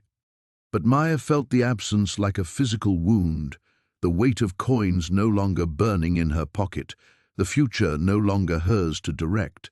The price of winning had been the certainty of what they were winning for. Maya's legs gave out first, the adrenaline that had carried her through the temporal storm finally abandoning her system. She sank to her knees among the now quiet coins, her body shaking with exhaustion that went deeper than muscle and bone. The absence in her pockets felt like phantom limb syndrome, her nervous system still expecting the familiar weight and warmth that had defined the last 3 days of her life. "Is it over?" Sophia's voice was small, younger than it had sounded during the crisis. She remained standing at her corner of their triangle, but her shoulders had collapsed inward with the particular exhaustion that came after performing far beyond what should have been possible. Eleanor consulted her compass with trembling hands. The device had stopped its frantic spinning and now pointed steadily northwest, its blue glow soft and consistent. The cascade failure has stabilized. Temporal integrity is holding across all 3 networks. She looked up, meeting Maya's eyes. "You did it." Sarah was gathering the scattered coins with methodical precision, but Maya could see the difference immediately. Where the pieces of currency had been burning hot and pulsing with chaotic energy, they now felt simply normal. Old coins in a collector's shop, valuable for their rarity and craftsmanship, but no longer windows into probability and fate. "They're just coins now," Sarah said, echoing Maya's observation. The temporal energy discharged into the network anchor points. "These are what's left, the physical shells." She held up a 2087 quarter, Sophia's mature face still clearly visible in the metal, but the surface was cool and lifeless. Museum pieces from futures that are now just possibilities instead of certainties. Maya struggled to stand, accepting Sophia's steadying hand. The simple human contact felt precious after the overwhelming expansion of consciousness she'd experienced during the temporal merger. For those infinite moments, she had been connected to every choice, every timeline, every possible version of herself across decades of possibility. The return to her own singular perspective was both relief and profound loss. "So what happens now?" Sophia asked. "Are we still guardians?" Eleanor was packing her compass and instruments with the careful movements of someone processing complex emotions. "The network is stable, but it's fundamentally changed. Instead of individual guardians maintaining separate anchor points, the system is now—" She paused, searching for words. "Distributed. The responsibility has been spread across hundreds of micro-anchor points throughout the region. No single person has to carry the burden alone." Maya felt something inside her chest loosen at those words. The crushing weight of being solely responsible for maintaining temporal stability, a weight she'd only carried for 3 days but which had felt like years, was gone. She thought of Ezra, laboring in isolation for decades, the responsibility slowly driving him toward increasingly desperate measures. He was trying to do it all himself, Maya realized aloud. That's why his system was so unstable. It was never meant to be carried by one person. Sarah nodded, settling onto a relatively clear section of floor amid her shop's debris. "My grandmother used to say that the coins chose their guardians, but she never explained the selection criteria. I think I understand now. They weren't looking for people who could handle the responsibility alone. They were looking for people who could learn to share it." The irony wasn't lost on Maya. For someone whose gambling addiction had been rooted in the illusion of individual control, the solution had required complete surrender of that control. Not the helpless surrender of someone who'd given up, but the active choice to trust in something larger than herself. "I need to call my mother," Maya said suddenly, checking her phone. The display showed 6:47 a.m. Her mother's surgery was beginning in less than 2 hours. Without the temporal certainty the coins had provided, Maya had no way of knowing if the medical advances Sophia had glimpsed would still manifest, if the timeline leading to her mother's recovery was still intact. But as she dialed the hospital's number, Maya realized that the uncertainty didn't terrify her the way it would have a week ago. The last 3 days had taught her something more valuable than control over probability, the knowledge that she could navigate impossible circumstances without falling apart. "Mrs. Rodriguez?" The nurse's voice was professionally calm. "Your mother is being prepped for surgery now. The experimental treatment your insurance approved yesterday shows excellent projected outcomes." Maya closed her eyes, feeling Sophia's hand squeeze hers. The future was still uncertain, still beyond her ability to direct or guarantee, but it was also still possible. The timeline where Sophia's face appeared on future currency might never come to pass, or it might unfold in ways none of them could imagine. For the first time in her adult life, Maya found herself genuinely comfortable with not knowing which outcome was more likely. The aftermath of saving the world, it turned out, felt remarkably like learning to live without needing to save it. The drive back to Phoenix stretched before them like a ribbon of heat, shimmer, and possibility. Maya's hands felt strange on the steering wheel, lighter somehow, as if she'd been carrying invisible weight in her fingers for so long she'd forgotten what normal felt like. Sophia dozed in the passenger seat, finally looking like the 11-year-old she was rather than the temporal anchor point she'd become. The landscape outside remained unchanged, the same sprawling desert, the same distant mountains, but Maya found herself seeing it differently. Not as empty space between destinations, but as the steady foundation that had supported their impossible journey. The desert had watched civilizations rise and fall, had absorbed countless human dramas into its vast indifference, and would continue long after she and Sophia were gone. There was comfort in that permanence. "Mom?" Sophia's voice was drowsy with exhaustion. "Are you sad that the coins aren't special anymore?" Maya considered the question as they passed a familiar exit sign. 3 days ago, she would have answered immediately, driven by the same desperate need for control that had defined most of her adult decisions. Now she found herself sitting with the uncertainty, letting the complex emotions settle before speaking. "I'm sad that we don't know what's going to happen," she said finally. "But I think I'm also relieved. Knowing the future is heavier than I expected." Sophia nodded thoughtfully. "It's like when you told me about Dad leaving. I kept wishing you hadn't said anything, but also I was glad I knew the truth instead of just wondering." The comparison hit Maya with unexpected force. Her daughter had been carrying her own impossible knowledge, the weight of understanding that her mother was struggling with addiction, that their family was built on increasingly unstable foundations. The coins hadn't given Sophia her first experience with burdensome truth. They'd simply added temporal mechanics to emotional territory she'd already been navigating. "I'm sorry," Maya said. The words carrying the weight of multiple 3 weeks later, Maya sat in the hospital cafeteria watching her mother attempt to charm extra pudding from the nursing staff, her recovery so complete it seemed almost aggressive in its thoroughness. The experimental procedure had worked exactly as the timeline glimpses had suggested, but seeing it unfold in real time, without the coin's burning certainty in her pocket, felt entirely different. More fragile somehow, but also more precious. "She's going to get herself kicked out for flirting with the orderlies," Sophia observed, sliding into the plastic chair across from Maya with 2 cups of coffee that barely qualified as drinkable. At 14, she'd appointed herself the family's logistics coordinator, a role she approached with the same fearless competence she'd shown during their temporal crisis. Maya accepted the coffee gratefully, noting how Sophia's face had subtly changed over the past weeks. Not physically, she was still recognizably the same teenager, but there was a depth in her expression now, a quality of having seen impossible things and integrated them into her worldview without losing her essential optimism.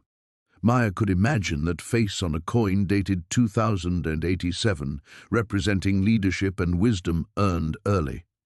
"Your grandmother has always believed charm was a legitimate medical intervention," Maya said, watching her mother demonstrate her improved mobility by walking backwards to prove a point to a skeptical physical therapist.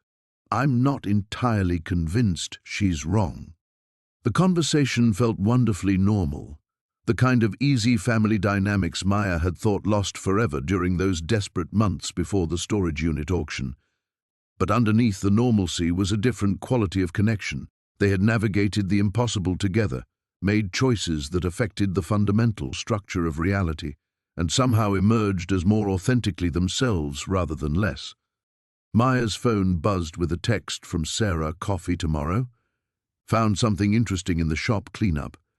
They'd been meeting weekly since returning from Las Vegas, not as fellow guardians maintaining cosmic responsibility, but as women who'd shared an extraordinary experience and found genuine friendship in its aftermath. Sarah's shop had reopened 2 days ago, now specializing in historically significant coins with perfectly normal provenance. "Are you going to see Eleanor this weekend?" Sophia asked, reading over Maya's shoulder with the casual boundary violations of someone who'd helped save the Western United States. Maya nodded.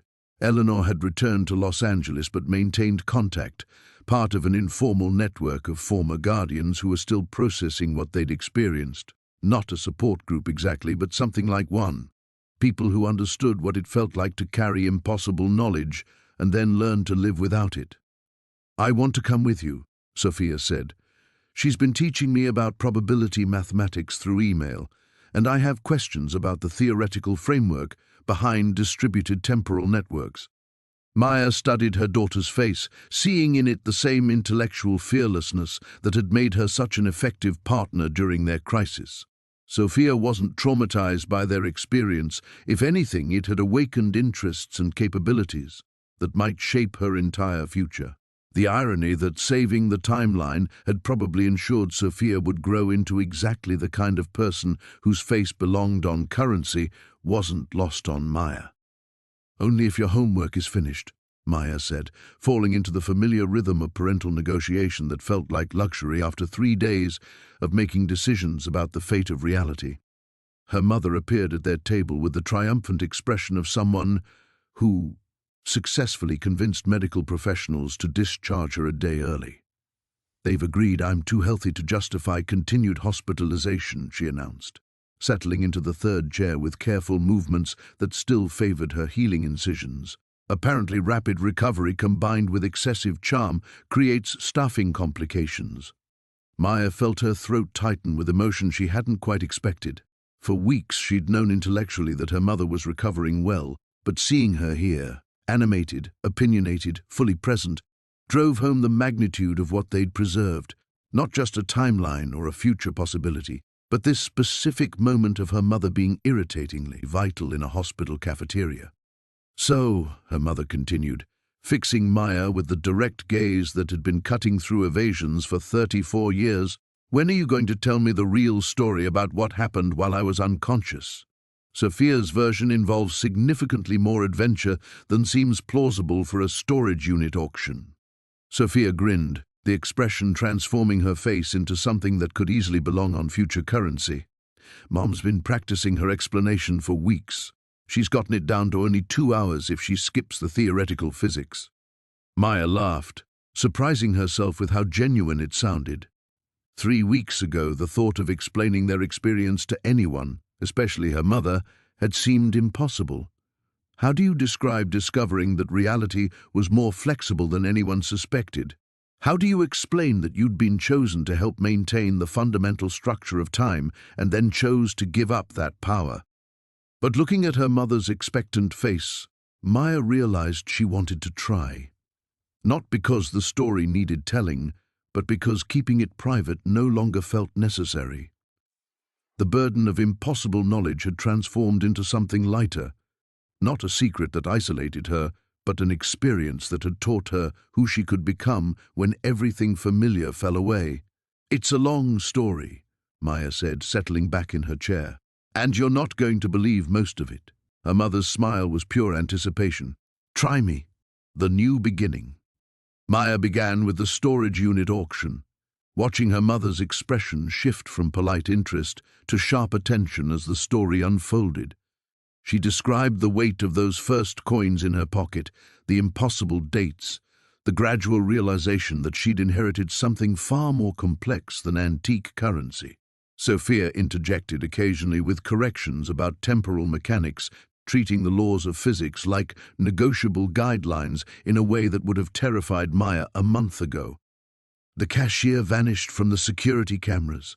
her mother asked, leaning forward with the intensity she'd always brought to particularly challenging crossword puzzles.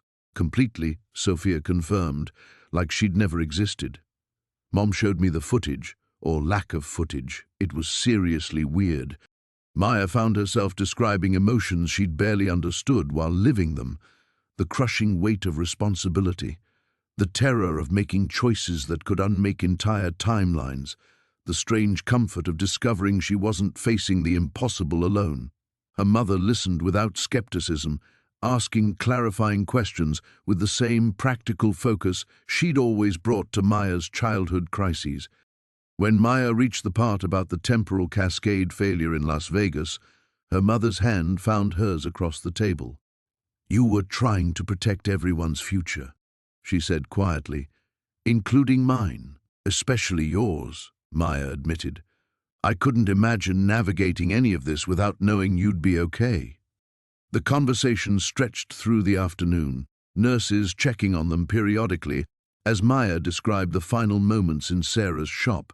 The choice to discharge the temporal energy into a distributed network, the sensation of expanding beyond her own singular perspective, the profound relief of returning to ordinary uncertainty. "So the coins are just coins now?" her mother asked. "Museum pieces," Sophia said, though Sarah kept a few for study. She's writing a paper about theoretical temporal numismatics for a conference that may or may not exist yet. Maya's phone buzzed with another message from Eleanor, probability matrices stable across all monitoring points. "The new distributed system is holding beautifully. Hope your mother's recovery continues well." 6 months later, Maya stood in the kitchen of their new apartment, not luxurious but larger and brighter than their previous place. Watching Sophia explain quantum mechanics to her grandmother while preparing dinner. The storage unit business had provided enough funds for a security deposit and first month's rent, supplemented by Maya's new position as a property manager for a company that valued her unusual talent for crisis navigation. The gambling addiction hadn't vanished. Recovery remained a daily choice, but the urgency behind it had fundamentally shifted. Instead of seeking control over an unpredictable universe, Maya found herself drawn to the challenge of managing complexity without needing to direct every outcome. Her weekly meetings helped, but so did the deeper understanding that uncertainty wasn't something to overcome, but something to navigate with grace. Sophia had started high school early, her standardized test scores suggesting intellectual capabilities that her temporal anchoring experience had only enhanced. She spoke casually about planning to study theoretical physics, approaching the subject with the confidence of someone who'd already helped stabilize the fundamental structure of reality during summer vacation. Maya's mother had fully recovered, her health better than it had been in years. She'd taken to visiting Sophia's physics club meetings, offering encouragement and homemade cookies to teenagers grappling with concepts she claimed to find fascinating, despite understanding none of them. The apartment felt like home in a way their previous place never had, not because it was larger or newer, but because it housed the people they'd become, rather than the people they'd been trapped being. Maya kept one coin from Ezra's collection on her dresser, a perfectly normal 1943 penny that served as a reminder of what they'd experienced and what they'd chosen to release. On quiet evenings, she sometimes wondered about the timelines they'd preserved or prevented, the futures that might unfold from their choices. Sophia would graduate, pursue her education, potentially become the leader whose face belonged on currency from a timeline they'd helped make possible. Or she might choose an entirely different path, her capabilities expressing themselves in ways none of them could predict. Maya had learned to find comfort in that uncertainty. The future remained unwritten, full of possibility and risk in equal measure. But they would face it together, a family that had discovered its own strength not through controlling outcomes, but through trusting each other enough to navigate whatever impossible circumstances arose. Outside their kitchen window, Phoenix stretched toward the mountains, the same desert that had watched their story unfold and would continue long after their particular drama concluded. But in this moment, in this kitchen, with Sophia's laughter and her mother's gentle corrections and the smell of dinner filling the air, Maya felt the deep satisfaction of someone who had learned to live fully within the uncertainty of a single precious timeline. The new beginning felt remarkably like coming home to themselves.